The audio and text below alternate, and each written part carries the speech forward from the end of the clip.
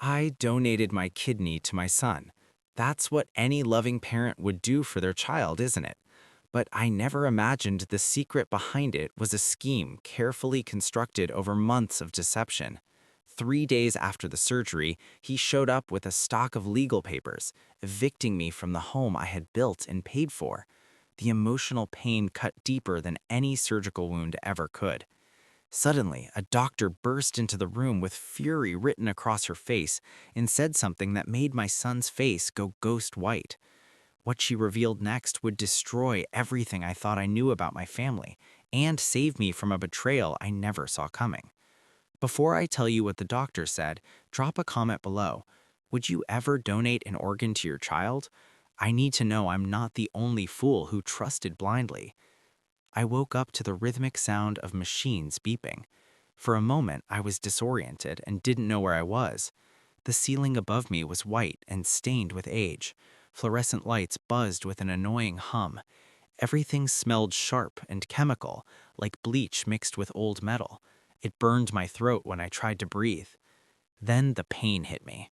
It started as a dull ache in my left side, then exploded into fire, like someone was pressing a hot poker directly against my ribs. I tried to move, but my body wouldn't cooperate. My arms felt heavy, like wet concrete. I turned my head slowly. To my right, a machine beeped in a steady rhythm. Green lines danced across a black screen. An IV drip hung from a metal pole, counting down the seconds. To my left, a window. Outside, snow fell in thick, heavy flakes. Chicago in December. The world looked frozen, beautiful, and far away.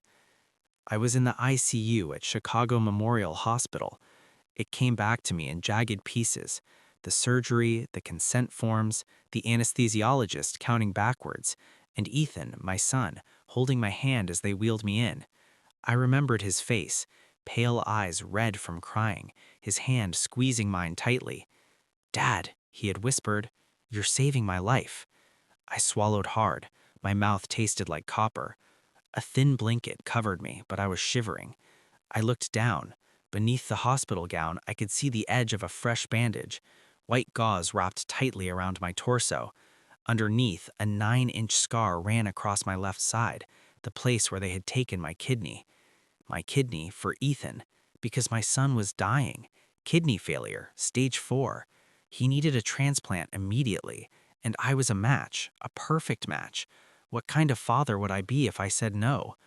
I pressed the call button. My fingers shook with weakness. A minute later, the door opened. A woman in blue scrubs walked in, older, maybe 50, with kind eyes and gray hair pulled back in a practical bun. Her name tag read Nurse Sarah Jenkins. "Mr. Harrison," she said softly, "you're awake. How are you feeling?" "Like someone cut me open and forgot to sew me back up," I said. My voice came out rough, like sandpaper. She smiled, but it didn't reach her eyes. "That's normal. You just came out of surgery yesterday. The pain will get better with time." Yesterday? I had lost a whole day to the anesthesia. "Where's Ethan?" I asked immediately. "Where's my son?" Something flickered across her face just for a second, a shadow of hesitation. Then it was gone. "Your son is recovering on another floor, Mr. Harrison," she said. She checked the IV, adjusted the blanket, and busied her hands. She wouldn't look at me directly. "He's doing fine." "Can I see him?" "Not yet. You need to rest." I nodded. That made sense.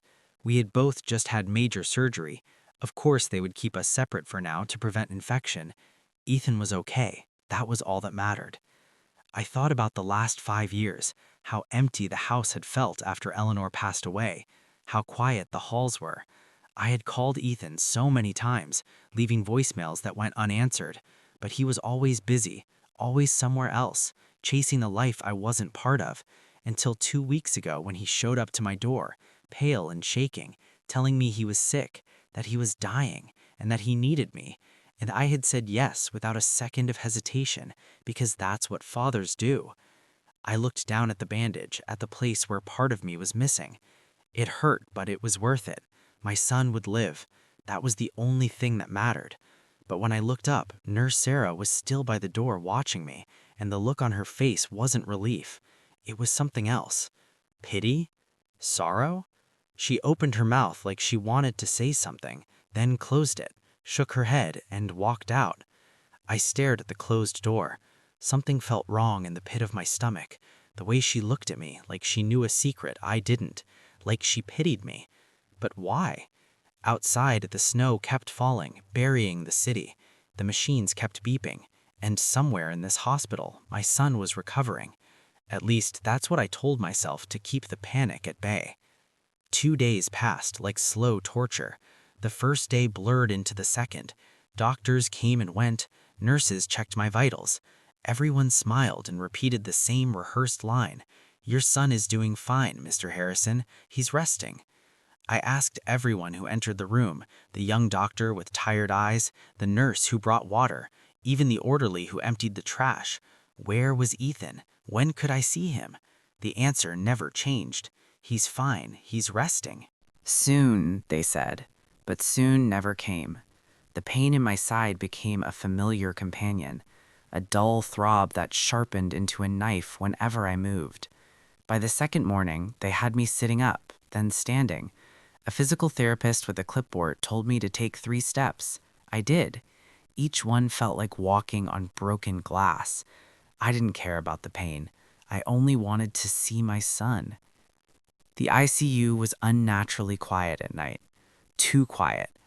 I lay awake listening to machines hum and beep, watching snow drift past the window. Chicago looked beautiful this time of year, white and clean but bitterly cold. I thought about Eleanor. My wife had died 5 years earlier. Since then, the house had felt too big, too empty. I used to sit at the kitchen table and stare at her chair, waiting for her to walk in with coffee and that smile that made everything feel safe. She never did. After she died, Ethan pulled away completely. He stopped calling, stopped visiting. I told myself he was grieving, that he needed space. Space became months. Months became years, until 2 weeks ago. He showed up at my door crying, saying he was dying, saying he needed me.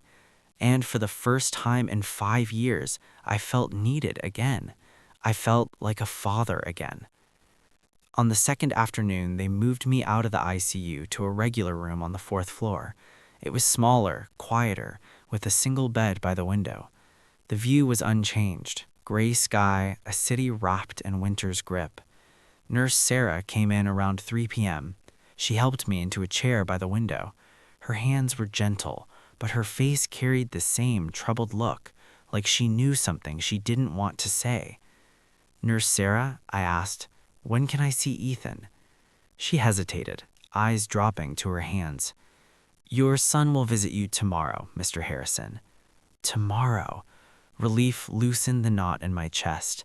"Thank you," I said. She nodded but didn't smile. She turned toward the door, paused, and for a moment I thought she would warn me, explain that look in her eyes. She didn't. She left. I sat by the window as evening fell, watching Chicago's lights flicker on. Christmas lights blinked in the distance. Red, green, gold. The world was preparing for the holidays, families gathering. Tomorrow I would see my son. Tomorrow I would hold him and tell him I loved him, tell him it was all worth it. I smiled for the first time since waking up. Tomorrow. I had no idea tomorrow would destroy everything. The third day arrived with gray skies and heavy snow. I had been awake since dawn, watching the window, waiting. The nurses brought breakfast, but I couldn't eat. My stomach was tied in knots, not from pain, but from anticipation. Today, I would see Ethan. I sat in the chair by the window, hands folded in my lap. I had practiced what I would say, how I would tell him the pain didn't matter, that I would do it again in a heartbeat because that's what fathers do. The clock on the wall ticked past 10, then 11, then noon. Finally, just after 12:30, the door opened and Ethan walked in. For a second, my heart lifted. I tried to stand, reaching for him. Ethan! But he didn't move toward me. He stood in the doorway, hands in the pockets of a crisp black suit.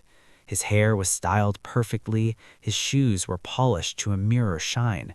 He looked like he was heading to a high-stakes business meeting, not like someone who had just survived major surgery. I looked at his torso, his chest, his side, waiting to see the bandage or the stiffness in his movement. There was nothing. "Where's your bandage?" I asked, confused. He didn't answer, just looked at me with eyes that were cold, empty. Then I saw them. 2 people stepped into the room behind him. A woman in a dark power suit, late 30s, carrying a black leather briefcase, and a younger woman with blonde hair scrolling boredly on her phone. "Ethan," I said slowly, "who are these people?" The woman in the suit stepped forward. Her smile was professional, sharp as a razor. "Mr. Harrison, my name is Rachel Sterling. I'm your son's attorney." Attorney, the word hit me like a slap. "Attorney?" I repeated. "What?" Rachel reached into her briefcase and pulled out a large manila envelope. She placed it on the bed beside me. "This is an eviction notice, Mr. Harrison." I stared at the envelope, then at her, then at Ethan. "I don't understand." "You signed ownership of your home to your son before the surgery," Rachel said calmly. "The property now belongs to him." The words didn't make sense. No, those were medical consent forms, insurance papers. "Read the fine print, Dad," Ethan said. His voice was flat, emotionless. I looked down at the envelope. My hands were shaking so hard I couldn't open it. "Ethan," I whispered, "what's happening?" "You're being moved to Sunset Meadows Care Home. It's a care facility. I've already paid for 6 months." A care facility. He was putting me in a nursing home. I felt something break inside me, not loudly, but quietly, like ice cracking under too much weight. "But I gave you my kidney," I said. My voice was barely audible. "I saved your life." Ethan tilted his head, and for the first time I saw something flicker in his eyes.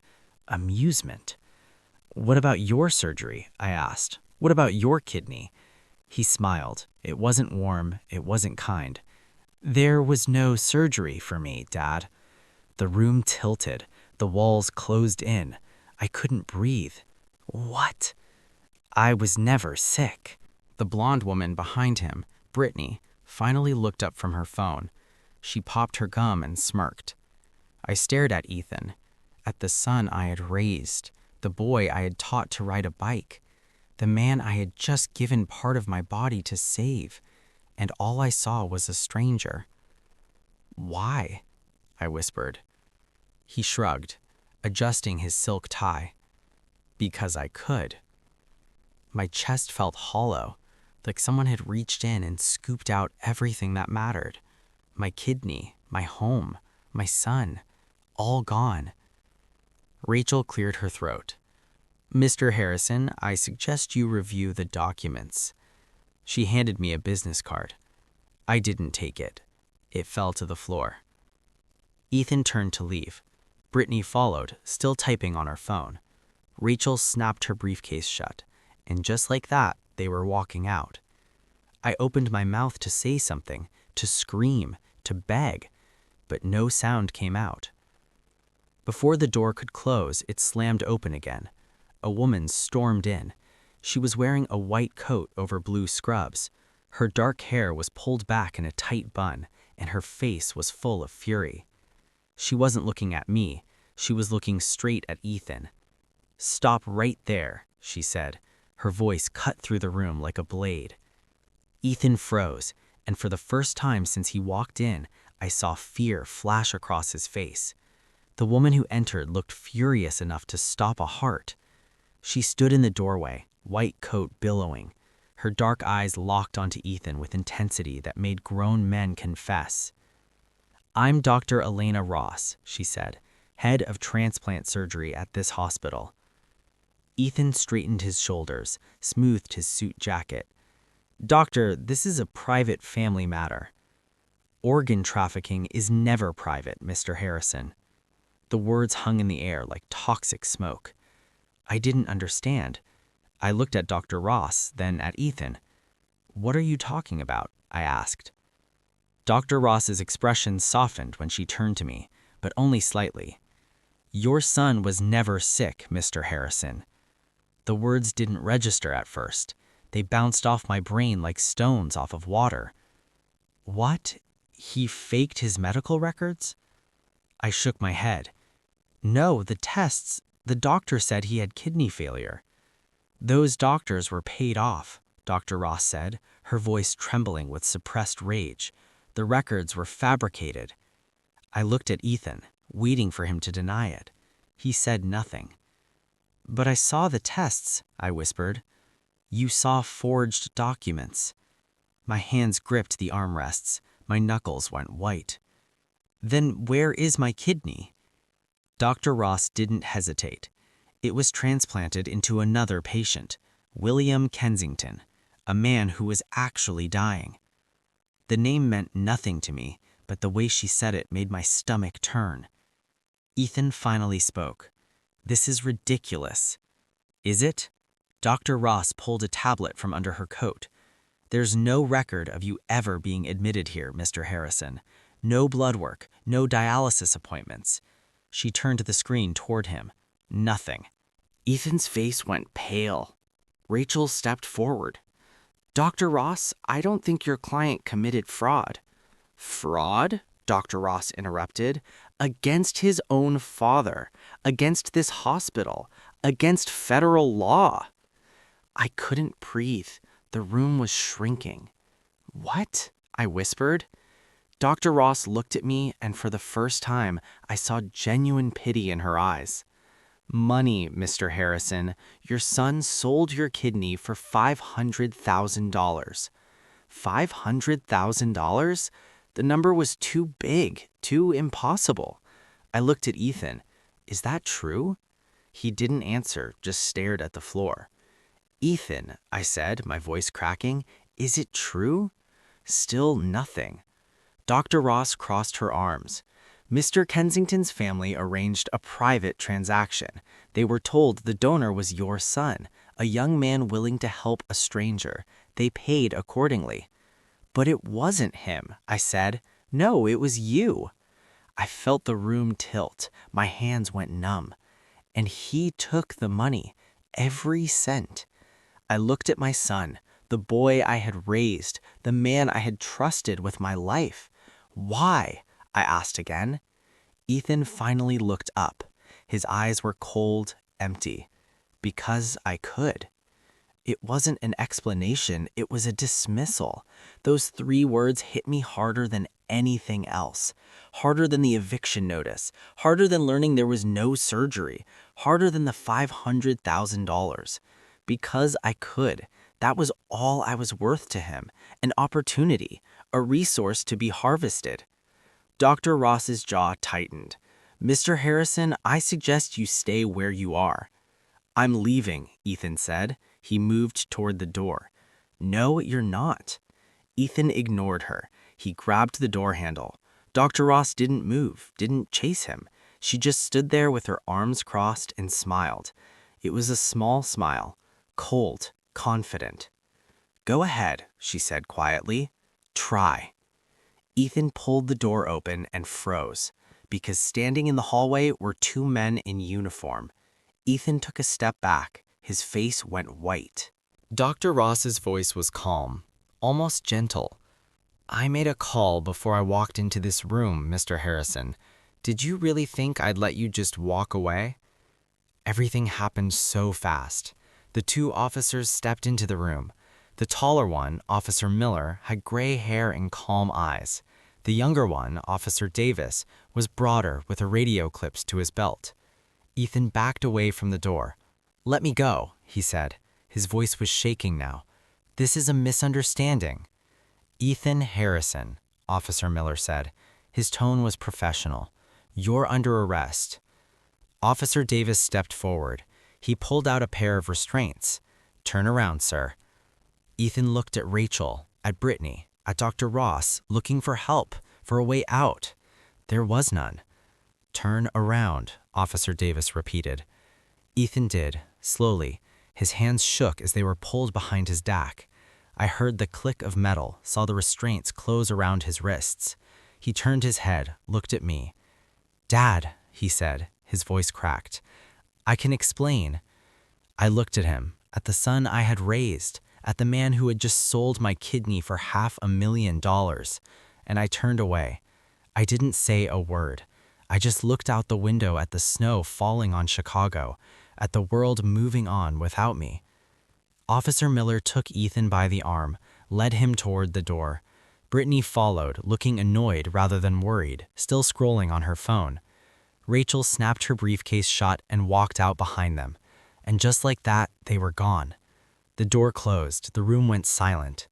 I sat there staring at the empty space where my son had stood. Dr. Ross pulled a chair over and sat down beside me. "I'm sorry you had to learn this way, Mr. Harrison," she said softly. I didn't answer. I couldn't. "How much did you say?" I finally asked. My voice was hoarse. $500,000? I nodded slowly, like the number made sense, like anything made sense. Dr. Ross was quiet for a moment. Then she spoke again. "Mr. Kensington doesn't know the full truth yet, but he will, and I believe he'll want to meet you." "I don't want to meet anyone," I said.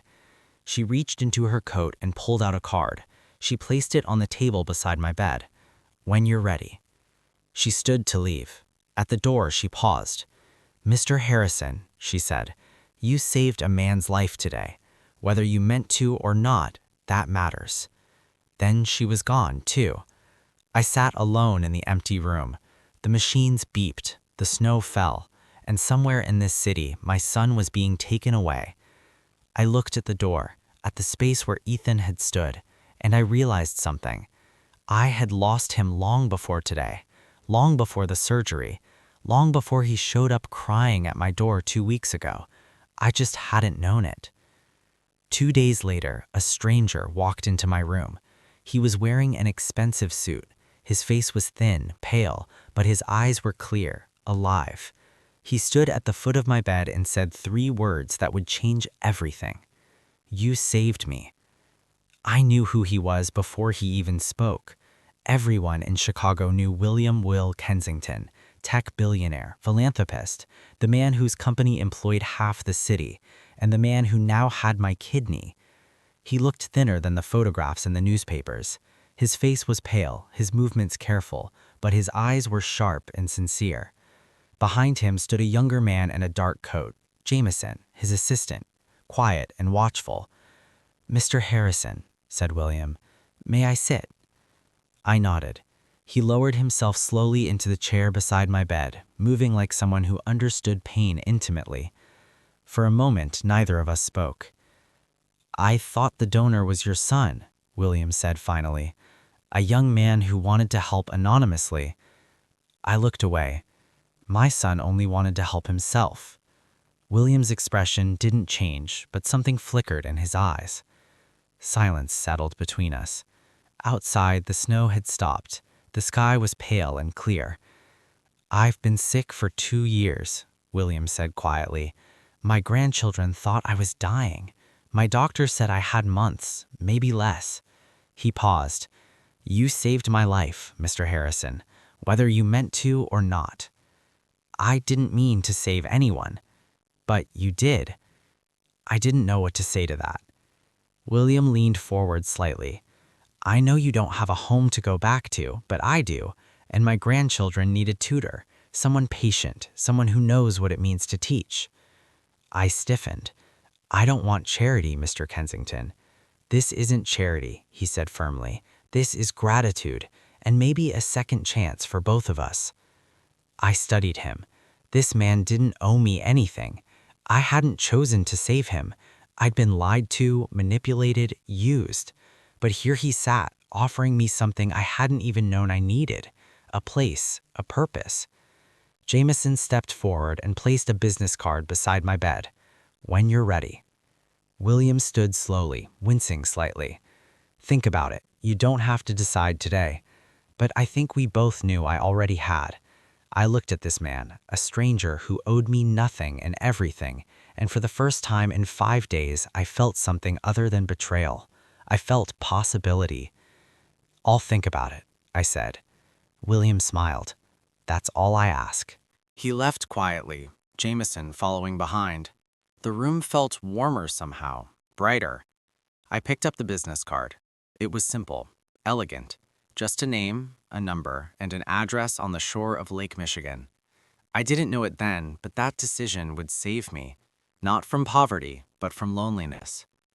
2 weeks later, I was living in a house that wasn't mine, recovering from surgery that saved a stranger. The Kensington estate sat along the Gold Coast with windows that looked out over Lake Michigan. The water was gray and restless, still half frozen. I spent most mornings walking slowly through the gardens, testing my strength, feeling the scar pull with every step. That afternoon, Jameson found me by the window. "Detective Miller is here to see you, Mr. Harrison." I nodded. I've been expecting this. Detective Samuel Miller was in his 50s, with gray hair and tired eyes. He carried a folder under his arm and moved like a man who'd seen too many families destroy themselves. William appeared briefly in the doorway, shook Miller's hand, then left us alone. Miller sat across from me and opened the folder. "We're building a case against your son, Mr. Harrison," he said quietly. "I need to walk you through some of the evidence." He slid a printed text message across the table. "Ethan to Brittany. The old man will never know. Easiest money I've ever made." I stared at the words. They blurred. Miller continued. "We have a timeline showing your son began planning this 6 months ago. Falsified medical records, bribed a clinic technician to fake test results. And then there's the bank transfer." He showed me another page. $500,000, deposited 2 days after my surgery. I didn't say anything. What was there to say? Miller leaned back. "Your son made a lot of mistakes, Mr. Harrison. He got greedy, he got sloppy, and now we have enough to put him away for a long time." I looked down at my hands. Old hands, scarred hands. "Detective," I said slowly, "did my son ever love me?" The question hung in the air. Miller was quiet for a long time. Then he sighed. "I don't know, sir," he said, "but I know he didn't respect you." I nodded. It was the answer I'd expected. Maybe the only honest answer there was. "The trial is set for 3 months from now," Miller said. "Will you testify?" I looked at my hands again, at the scar running along my side, at the life I'd given away without even knowing it. "Yes," I said, "I will." Miller studied me. "It won't be easy. You'll have to face him in court." "I know," I said, "but some truths need to be spoken." Miller stood, closing the folder. At the door, he paused. "Your son is going to prison, Mr. Harrison. The evidence is too clear." I nodded. "Good," I said, quietly. He left. The house felt colder. 3 months felt like 3 years, but when the day finally came, I was ready. Or at least I thought I was. The courtroom was colder than the rain outside. I stepped through the heavy doors of Cook County Courthouse and felt every pair of eyes turn toward me. The gallery was packed. Reporters, strangers, people who'd read about the case in the papers. At the front of the room, behind the defense table, sat my son. Ethan wore a dark suit. His hair was neat. He looked normal, respectable. He looked like a liar. Judge Margaret Thorne sat at the bench, silver-haired and stern. Prosecutor Diane Vance stood at the lectern, her posture sharp and unforgiving. And behind me in the second row sat William Kensington. He didn't speak. He didn't need to. His presence was enough. Vance began. "Your Honor, the evidence in this case is overwhelming. Emails, text messages, bank records, all of it points to a deliberate, calculated scheme to defraud the defendant's own father." She nodded to Dr. Ross, who rose from the witness stand. "The defendant was never sick," Dr. Ross said clearly. "He fabricated his medical records. He bribed a clinic technician. He manipulated his father into believing his life was in danger." A financial expert followed. "The money was used for luxury purchases, a new BMW, a trip to the Bahamas. The defendant did not use a single dollar to pay medical bills." The courtroom murmured. Then Vance turned to me. "The prosecution calls Robert Harrison to the stand." My legs trembled as I stood. I walked to the witness stand, placed my hand on the Bible, and swore to tell the truth. Vance approached. "Your Honor, why did you agree to donate your kidney?" I looked at the jury. 12 strangers who would decide my son's fate. Because he was my son, I said, and I loved him. Do you still love him? I was silent for a long time. I looked at Ethan. He wouldn't meet my eyes. I love the son I thought I had, but that son never existed. The courtroom went still. Marcus Reed, Ethan's attorney, stood. Your Honor, my client made a terrible mistake under financial pressure. Vance cut him off. A mistake or a 6-month plan to deceive and exploit his own father? Ethan shot to his feet. Your Honor, I was desperate. Judge Thorne's voice was ice. You made a choice, Mr. Harrison, a calculated and cruel one. Then she looked at me. Mr. Harrison, would you like to address your son directly? I stood. I stepped down from the witness stand. I walked to the center of the courtroom and stood in front of the defense table, and I looked my son in the eyes. Ethan, I said, I gave you life twice. Once when you were born, I held you in the delivery room. I counted your fingers. I promised I would protect you forever. And once when I gave you my kidney. Except I didn't give it to you. You took it. You looked at your father and saw dollar signs. You didn't see the man who worked 2 jobs to put you through college. You didn't see the man who sat alone for 5 years after Eleanor died, hoping you'd call. You just saw an old fool, an old man you could use and throw away. Maybe I was a fool, but you, Ethan, you're not my son. The courtroom was silent. Judge Thorne spoke. Ethan Harrison, you are found guilty of fraud, elder abuse, conspiracy to commit unlawful organ transaction, and falsification of documents. I sentence you to 10 years in federal prison.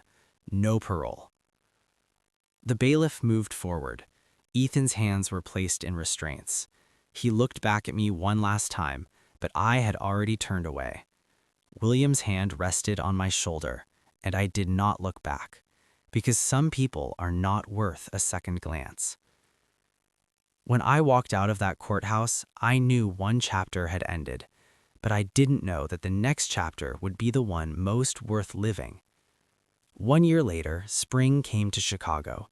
The trees along Lake Michigan bloomed pale green. Sunlight poured through the windows of the Kensington estate, warming the study where I sat with 3 children gathered around a table covered in textbooks. Grandpa Bob, Mia said, tapping her pencil on a math problem. I don't understand this one. I leaned over, patient and steady. Let's walk through it together. Liam was doodling in the margins. Chloe was already 2 chapters ahead. They called me Grandpa Bob. I wasn't their grandfather by blood, but I was theirs all the same. William appeared in the doorway, smiling. Robert, care for a walk? We strolled along the lake, the water calm and endless. William moved slowly, but his color had returned. He was alive, healthy, whole. You gave me more than a kidney, Robert, he said quietly. You reminded me what family is supposed to be. I gave you a family when I had no one, I replied. When we returned, there was a letter waiting for me on the hall table. I recognized the name on the envelope immediately. Ethan Harrison. I stared at it for a long moment. Then I handed it to William. Some doors should stay closed, I said. William didn't argue. He simply nodded and set the letter aside. Do you ever regret it, the donation? I looked out at the lake. I regret trusting the wrong person, but I don't regret kindness. That kidney saved your life. That was worth it. That evening, we gathered for dinner. 3 generations, laughter, stories. I looked around the table and felt something I hadn't felt in years. I belonged. This isn't the family I was born into, I thought, but this is the family I chose, and they chose me. That night, I stood in front of the mirror. The scar had faded, but it was still there, a thin line across my side. Scars remind you of what you survived, I thought. And I survived. Before this story ends, I want to tell you something. Love is not measured by blood. It is measured by respect. I spent 65 years believing that family meant biology, that a son would love his father because they shared DNA. I was wrong. Ethan didn't lose a father because I walked away. He lost a father because he walked away first, from honor, from gratitude, from humanity. But me, I found something better. I found people who valued me not for what I could give them, but for who I was. If you've ever felt used by someone you loved, know this: walking away is not giving up. It is choosing yourself, and you deserve that choice. That evening, as I sat at dinner with the Kensington family, I realized something. Home isn't where you're born. Home is where you're valued. And I was home. Looking back now, I see the mistakes I made. I see the signs I ignored. I see the love I gave to someone who never deserved it. Don't be like me. Don't wait until you're on a hospital bed to realize that blind trust could cost you everything. Don't give pieces of yourself to people who see you as spare parts. Here's what I learned. Family is not defined by blood. It's defined by respect. Ethan and I shared DNA, but we never shared values. William and I share no blood, but we share something deeper: gratitude, dignity, and faith. God brought me to that operating table for a reason, not to save my son, but to save a man who would remind me what family truly means. God allowed me to lose everything so I could find what I'd been missing all along: a place where I belong. And when I thought I had nothing left, God gave me 3 grandchildren who call me Grandpa Bob, not because they have to, but because they want to. Grandpa's stories like mine aren't rare. Everyday elders are used, discarded, and forgotten by the very people they sacrificed for. But Grandpa's stories can also be stories of redemption, stories where the broken find strength, stories where God turns betrayal into blessing. If you've been betrayed by family, know this: you are not alone. God sees you, and walking away from toxicity is not abandonment, it's survival. Don't be like me. Don't wait for a scar to teach you what words should have. Protect your heart, set boundaries, and remember, the people who truly love you will never make you feel like a transaction. These grandpa stories teach us that it's never too late to start over. It's never too late to choose yourself, and it's never too late to find the family you were meant to have. God didn't waste my pain. He used it to lead me home. If this grandpa story has touched your heart, please leave a comment below. Tell me, have you ever had to walk away from someone you loved? How did you rebuild? Share this story with someone who needs to hear that they are valued. And if you believe in second chances, subscribe to this channel. Let's build a community where kindness wins and the broken become whole. Thank you for listening, and may God bless you on your own journey.